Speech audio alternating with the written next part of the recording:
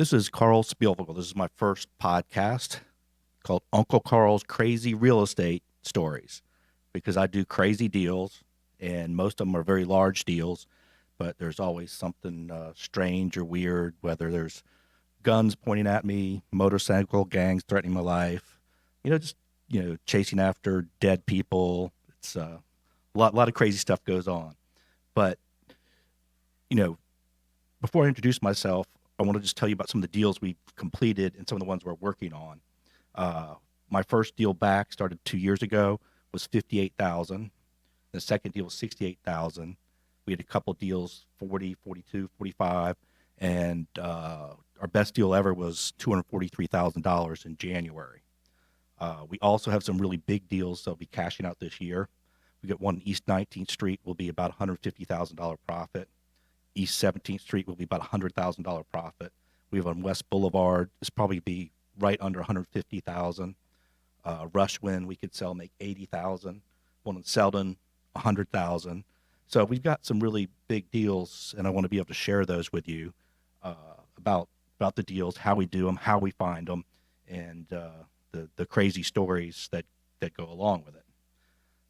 We also have another deal that's going to cash out in August, a 3-package deal of houses that will net about $225,000 on those 3 houses. But the kind of deals that we do, we specialize in or do is a lot of our deals are wholesales or prehabs. We'll take them, buy them, clean them up a little bit, put them back on the market. I think they call it hoteling now. We do some flips, some sub-twos. We do variances. We deal with liens, judgments. We assemble properties. What else? We do land, subdividing land. And what we really specialize in is vacant houses, missing heirs, foreclosures, pre-foreclosures. Like I said, we'll do judgments if there's a title problem.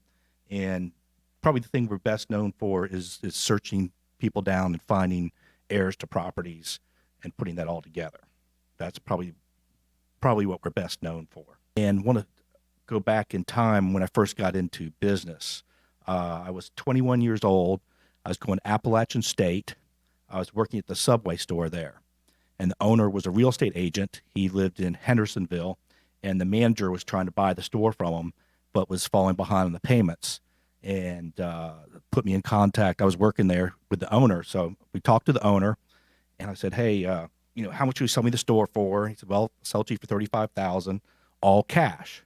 So we're like, hey, this is great. We're 2 students. We could turn this thing around. It was losing a little bit of money. So what we did is we went to all our relatives and said, hey, we got a great opportunity. We can buy the Subway store, $35,000. Will you loan us some money? And everyone's like, well, that's a great idea. We believe in you, but we're not going to give you any money. So we got a little bit depressed, a little upset, and trying to figure out, how can we do this? How can we do it? And then one day the manager just didn't show up and left. And the store was closed for probably 3 days. So I called the owner up in Hendersonville and said, hey, look, I want to buy the store. But the manager's walked out. It's been closed for 3 days, but I only have $1,000. And the owner's like, get in there, open up I won't say the words he said, but open up the store, and I'll sell it to you for $1,000 down. And it was a week before exams. So I was like, I said, this is a great opportunity.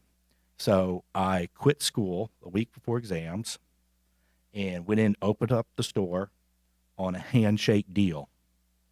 But we also had a problem. I didn't have $1,000. All I had was a raggedy old Volvo station wagon. So I ended up getting a partner.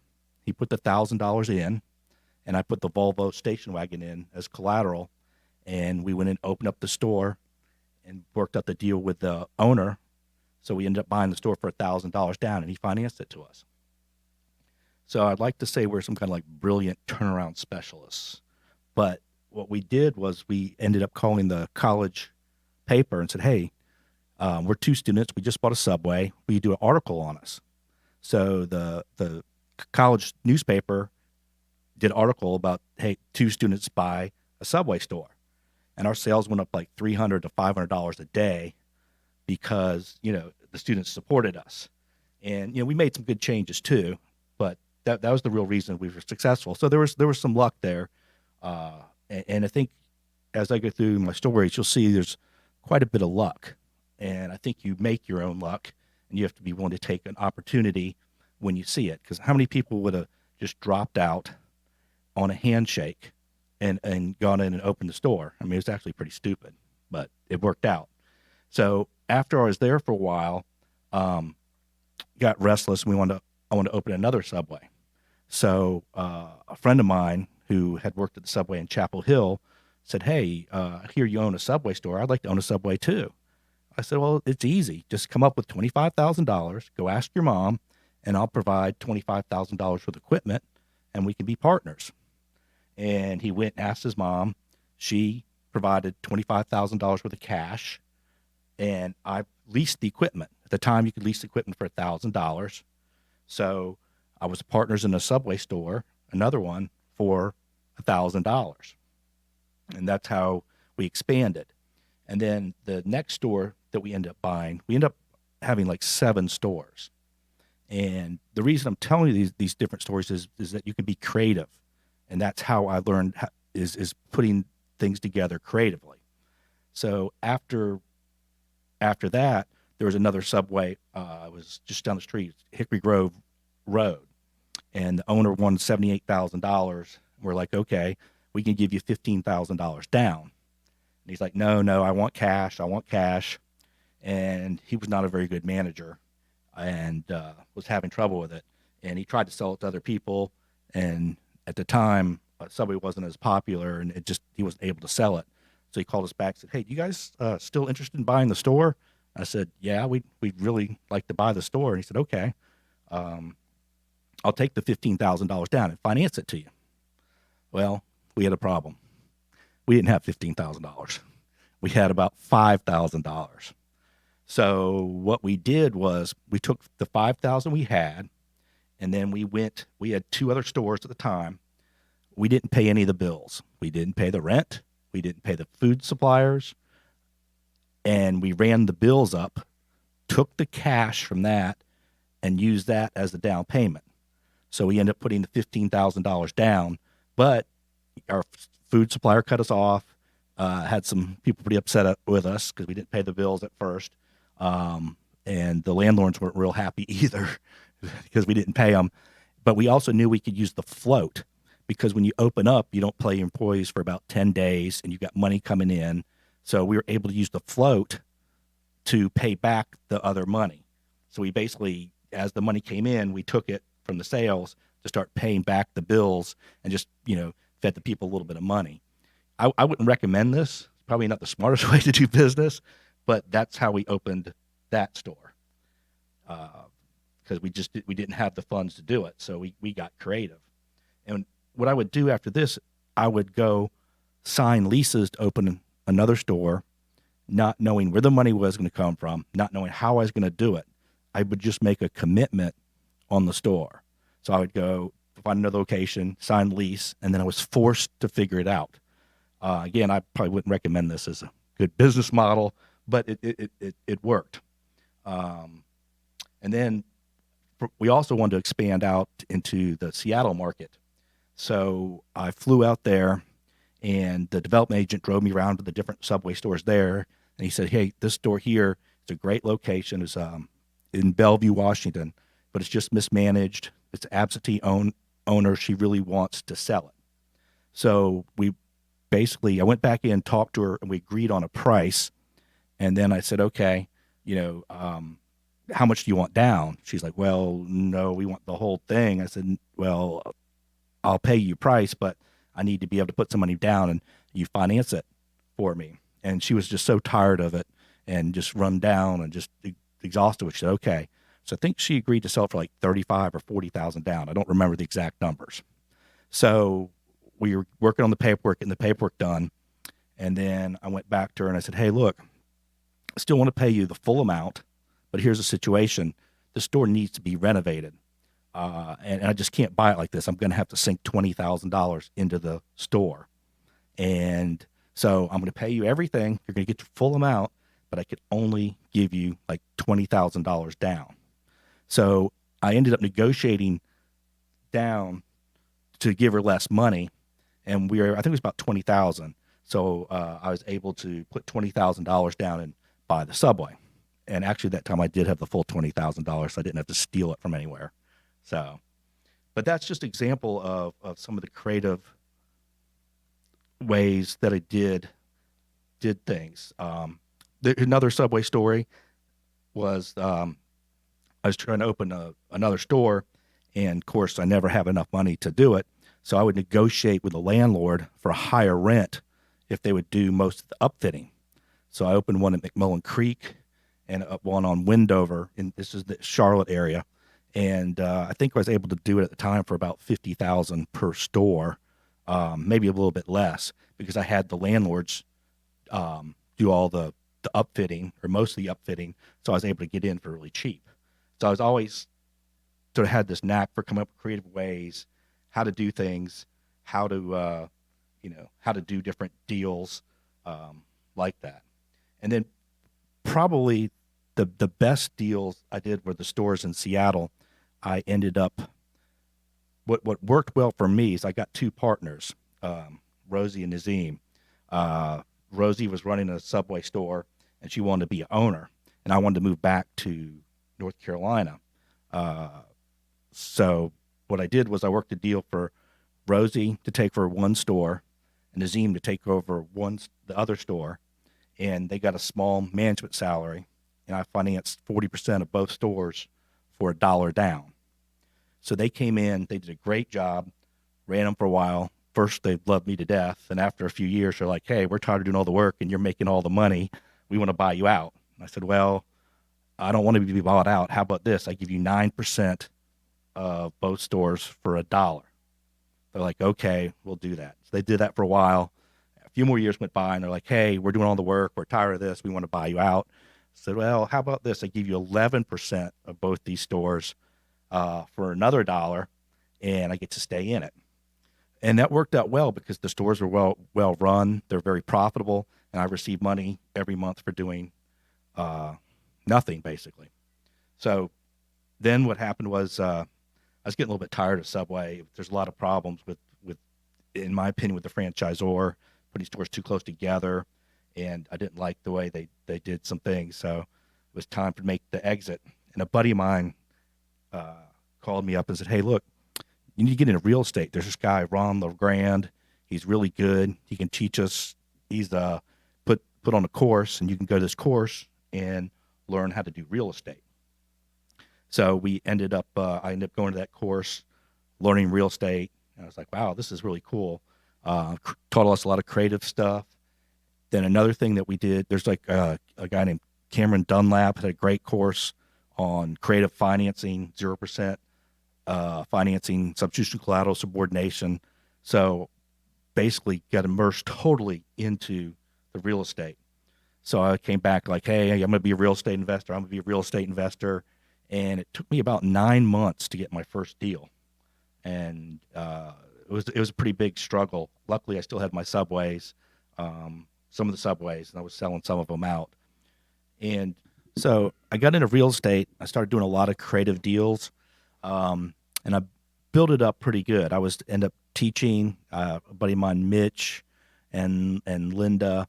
We did a course on how to do real estate and built up a pretty good net worth. I was doing crazy deals, 0% financing, subordination, ever moving seconds, all sorts of creative stuff, as well as, paying cash for stuff and things like that.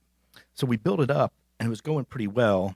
And then 2008 came along, and I lost everything. Got down to $0. Had to give back properties. Luckily, I worked really good with one of my hard money lenders, and he ended up coming out breaking even with me. But I went from being this guy teaching people how to do real estate to losing everything. It was pretty embarrassing. So after that, I hid out from real estate, hid from real estate investors because I still owed quite a few people money too. So I was hiding out, and then I went into the car business with my ex-girlfriend. That was a huge mistake. So we did that for years. We struggled. We borrowed more money, lost money, um, fought a lot. It was a nightmare. It was just tough. We were actually at one point, for about a year and a half, we moved into a car dealership and was sleeping in the back room. And we had 3 dogs, so we have 3 dogs back there. And at night, they had a bed. It was actually an old house, so it wasn't that bad. It didn't have a kitchen, but we had a bathroom, and then after everybody left, we got our living room back. That's the only bad thing. Still during the day, when the dealership was open, I had all these people in my living room all day, so it wasn't real private. But that's what we did to survive. We lived in our car dealership to survive, and things weren't going well at all. And my ex-girlfriend and I got in a huge fight, and she kicked me out. And I remember leaving. She kicked me out. I had $7 in my pocket.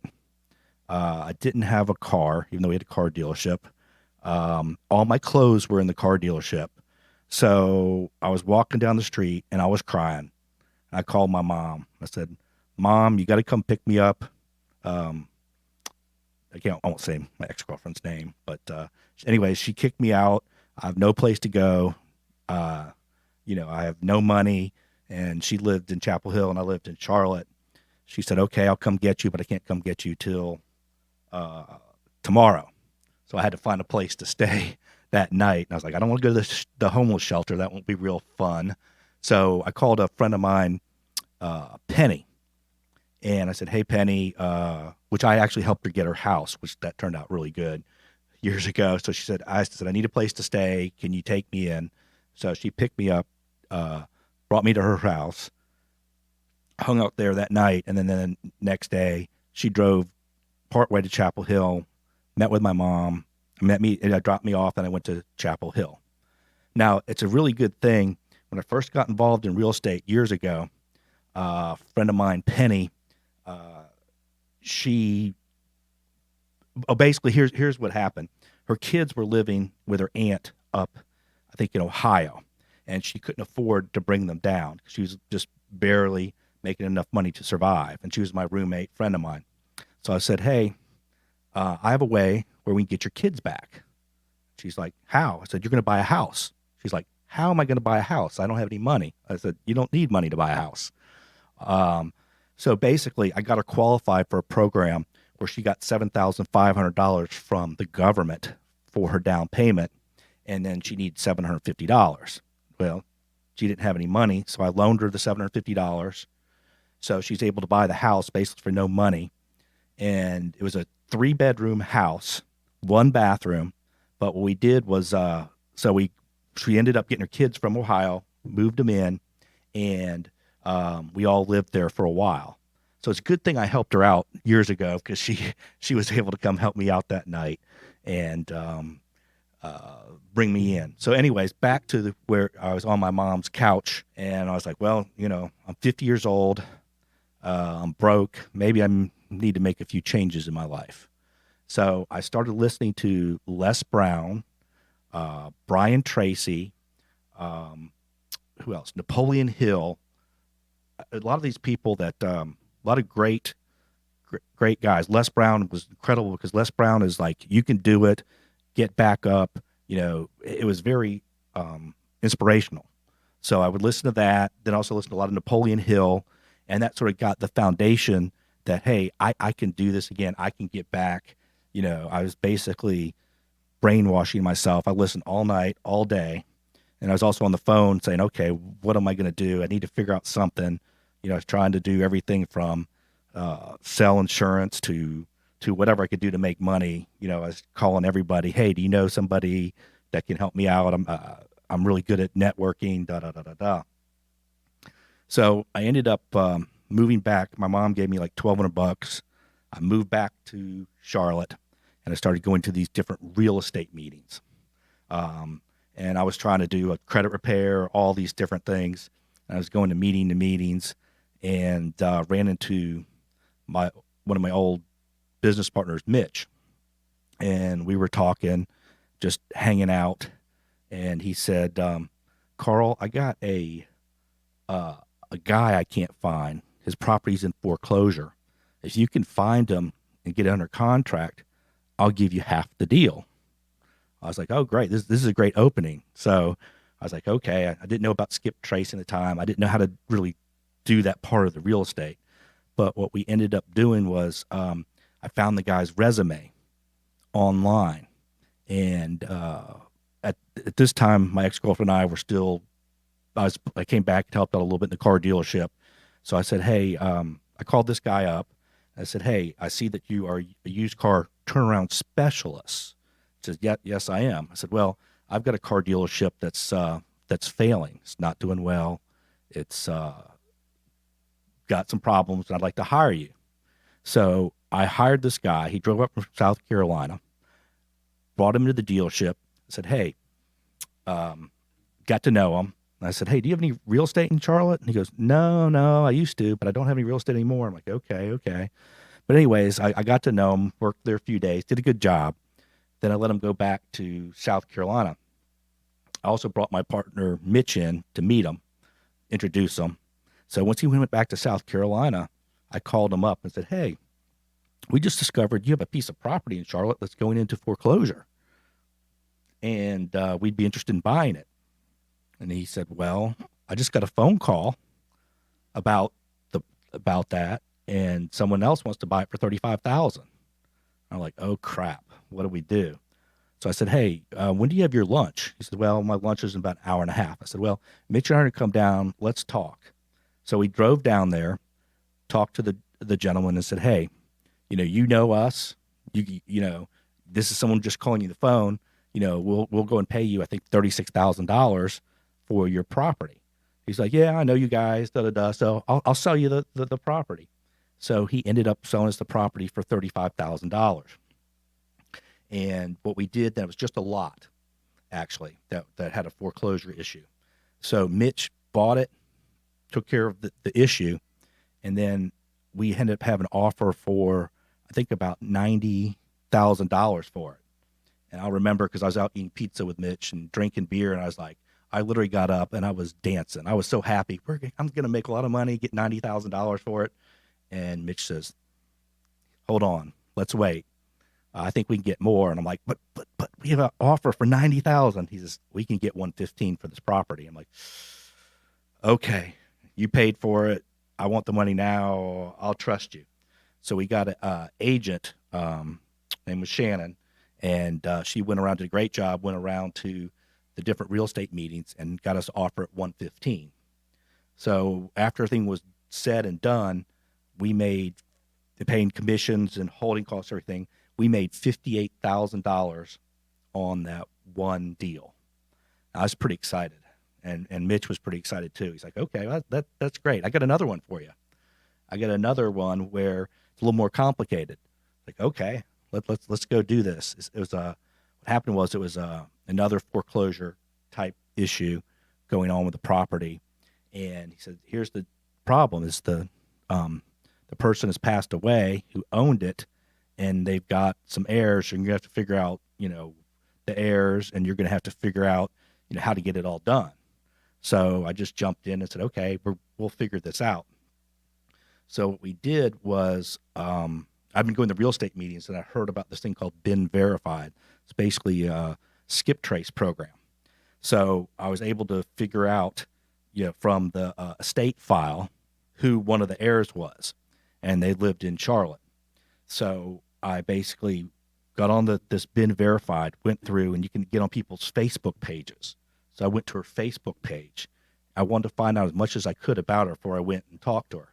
So I was scrolling down the Facebook page, and she has these pictures of her and the Carolina Panthers.